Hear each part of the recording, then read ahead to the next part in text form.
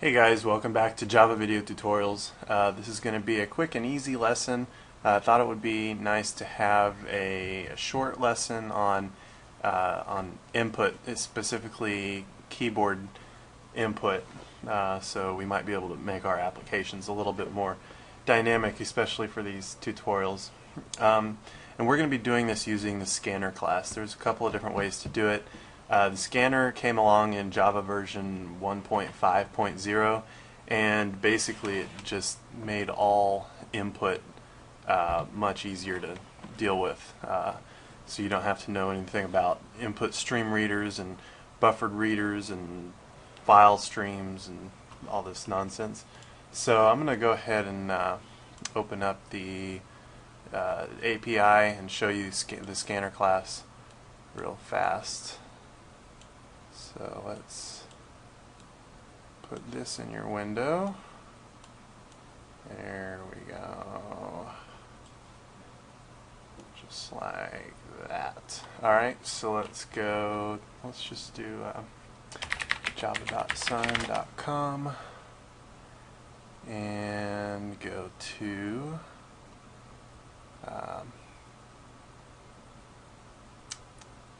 I haven't done this in a while. Alright, Java SE. This is downloads. Where is the document? Here's the documentation. APIs. We'll just grab the 6.0. I'm going to do a Control F and search for scanner. Next, here's the scanner class. And it's got some information about it. Let's go down and look at the methods. These are what the things we'll be using. There's a lot of methods here, but you'll notice a lot of them are just overloads of the same thing. So you'll see, like, we have next byte, next double, next float, next int, you know. So let's go ahead and make a scanner and do the simplest possible case. So let's just create a simple class here. So public class scanner demo, and we're going to do public static void main string args. Yes. And since the scanner is in the scanner is in the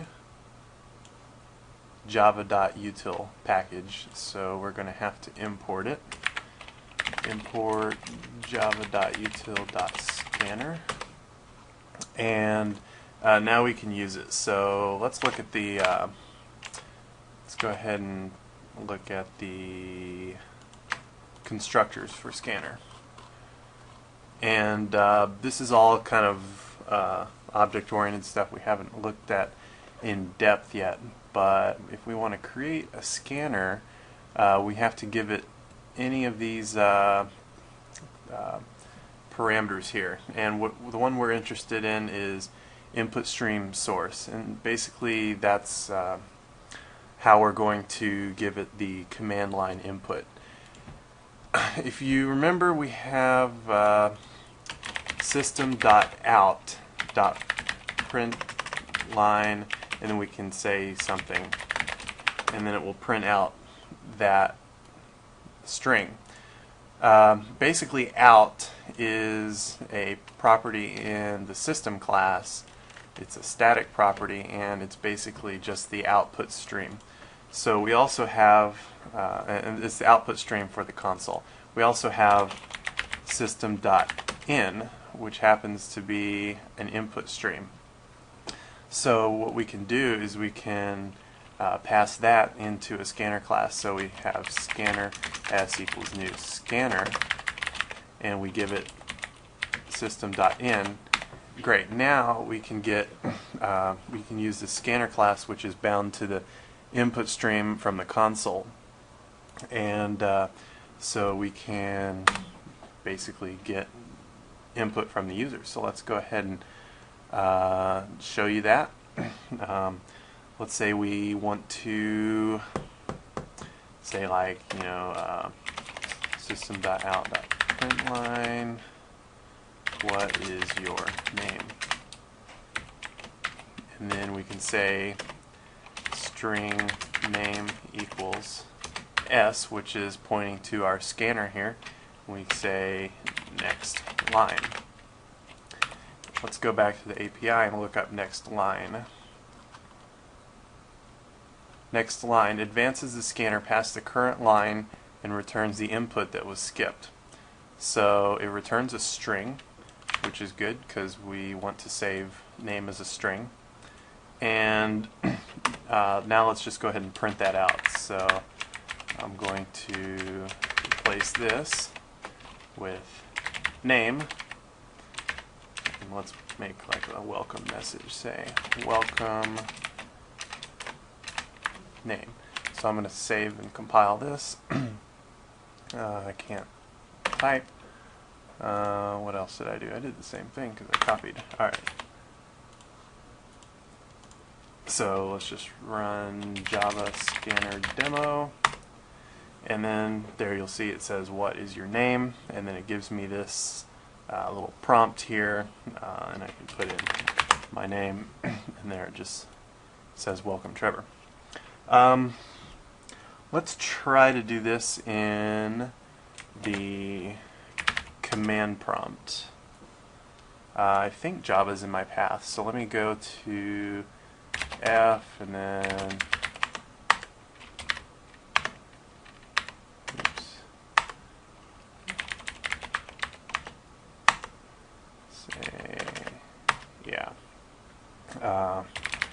Java scanner demo. No, let me add this to my path real fast. Okay, I just realized you might want to know how to add something to the path yourself. So if we want to run Java from a command line, it's pretty easy to do. You just have to let Windows or whatever operating system you're using know that when you put in an executable name like Java, it knows where to look for that. So let's open up our, this is for Windows obviously, I don't know how to do it in Linux or Mac because I'm not a Linux or Mac user, but if you hit the Windows key and the pause break button at the same time, it will bring up this screen. And I'm running Windows 7, yours might be a bit different. We want advanced system settings. I'm pretty sure this is in Vista. If you are running XP, I think it'll bring up a window that simply looks like this. And so you want to go over to Advanced and then click Environment Variables. And then we want to go to Path here, click Edit, and I'm going to put a semicolon on the end. And I need to put the path to Java. So let's open up Explorer, and I'll bring this over here. If we go to Program Files and we look up Java, and I've got JDK 1.6.0, and in the binaries, this is our magic directory. So click up there, copy that path, you can close this, and then just append that onto the end there. And now you will have access to those executables, so you can compile and run from the command line. Okay, so let's just close out of this, and now, if you already have a command window open, you're going to have to refresh it so your path will be refreshed. So now let's go back to F, and then lesson 14, and now we should be able to say Java scanner demo. See, in there it'll just run right in the command prompt. So it says what is your name, and it doesn't give me this Dr. Java. The interactions pane gives me this fancy box, but this is how it should look. It's how it's supposed to look. And my name is Trevor, and it just says welcome Trevor. So easy as that. If you want to compile something from the command line, I don't know why you would, but I think it's Java C, and then you give it the Java file, and there it just compiles it. It turns it into a class file, puts it right there in the same directory, and then you can just say Java and then whatever. I spelled my name wrong. Anyway, that's kind of an interesting tidbit if you wanted to know that. Also, if Dr. Java is executing things slowly, like especially string output, the command window is like 10 times faster. Usually not a problem, but if you, for some reason, yeah. Okay, let's continue on. So that was string input. You got that. It was really stupid easy. Let's do some file input. So let's create a new file. So I'm going to open up Notepad, and I'm just going to create a file. And let's go ahead and save this, and I'll save this in the same, oops, wrong one, yar, that one, and then 14. Okay, so let's just call this hello.text, and it can be any file extension. It's completely arbitrary and irrelevant because Java doesn't care about the extension, just what's inside the file and what it's called. The extension is just part of the file name. So I'm going to call it hello.text and close out of that. And now let's change this scanner. So right now it's taking system.in as the input stream. Let's go to the API once more, and let's look at some more constructors.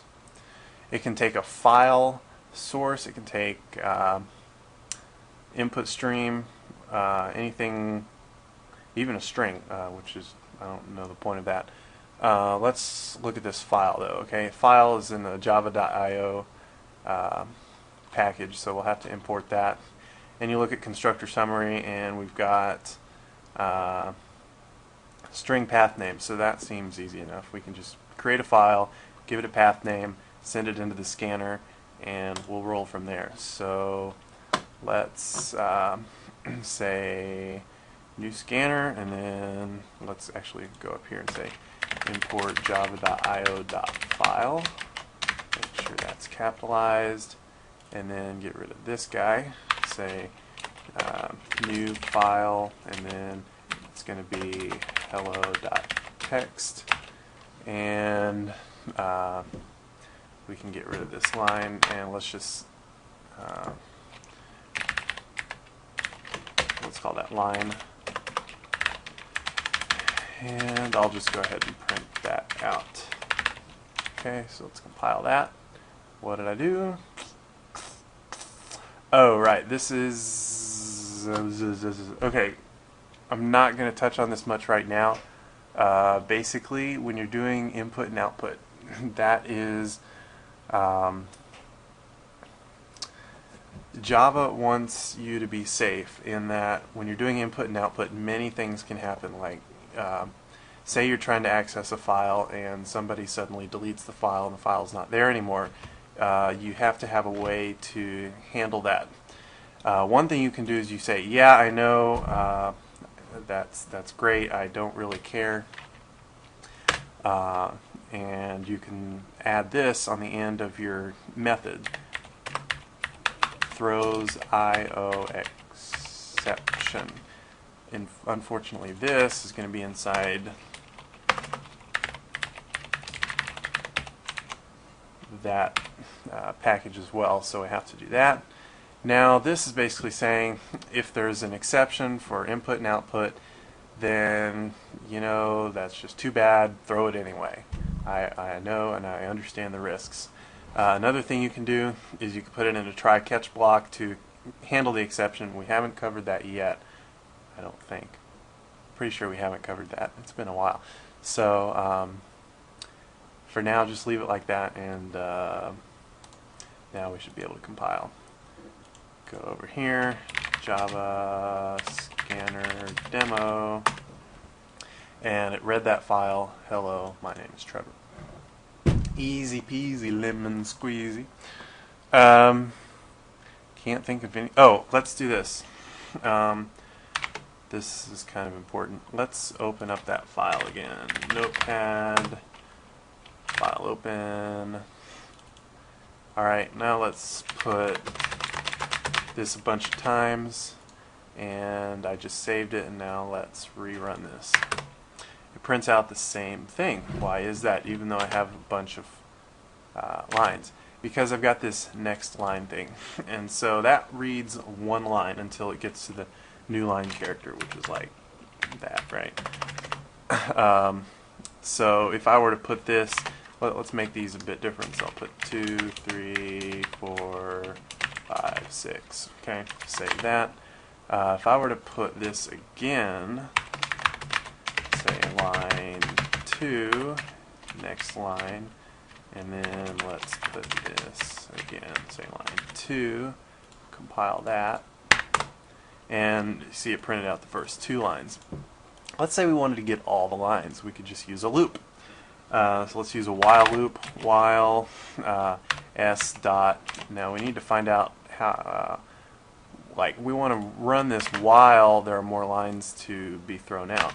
So let's look at the API here and go back to my scanner class, and you see this has next method. It's a boolean, returns true if the scanner has more tokens, more things to scan. So we say while we has next, then we can say system.out.println s.next line, and then that should print the entire file. Very good. There's nothing else to cover with scanner. That was pretty much it, and I hope to get back into some object-oriented stuff in the future. Maybe re-record a lesson or two. We're probably going to write a game once we understand all of it, like Connect 4 or something easy like that. So that's all for now. Thanks for watching. I'll see you.